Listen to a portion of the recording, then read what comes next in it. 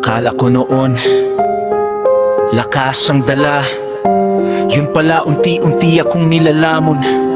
Ngiti sa labas, pero luha sa loob. Ito ang kwento ng isang taong halos hindi na makabangon.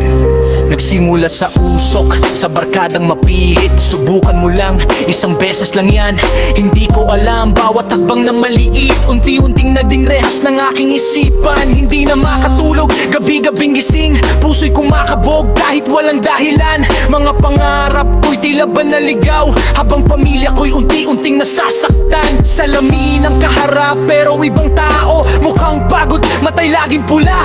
Lahat ng pangako'y tila naging abo, habang buhay ko'y dahan-dahang nawawala. Sino ba ang tunay na kalaban? Hindi lang ang pulbos na hawak ng kamay, kundi ang maling desisyong paulit-ulit na unti-unting pumapatay. Siya muna ayaw magbatulog, pero pangarap ang tuluyang natulog.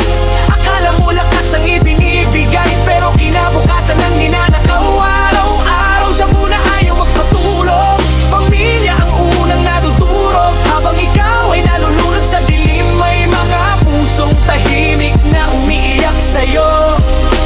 Nanay kong laging nakasilip sa bintana, umaasang isang araw ay magbabago. Tatay kong tahimik lang ang mga mata, pero ramdam ko ang sakit na itinatago. Mga kaibigang tunay ay nagsiyalisan, nang makita nilang ako'y naliligaw. Lahat ng pangarap kong gustong abutin, parang bituing hindi ko na matanaw. Hindi pera ang tunay kong nawala, kundi tiwala ng mga taong nagmahal. Ngayon ay pilit kong binubuo ang pusong matagal nang naputpod at nagkapunit. Kung may nakikinig na nasa parehong laban, hindi pa huli ang lahat.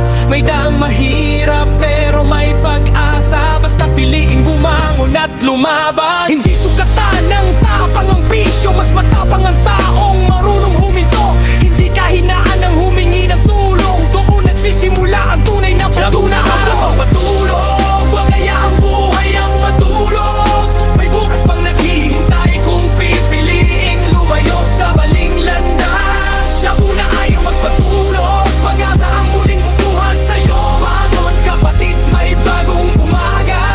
Habang may hininga, may pag-asa ang buhay ng pangarap.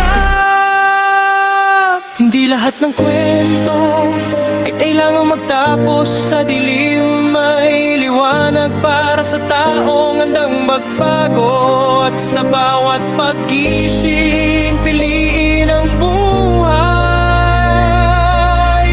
piliin ang pamilya, piliin ang pangarap.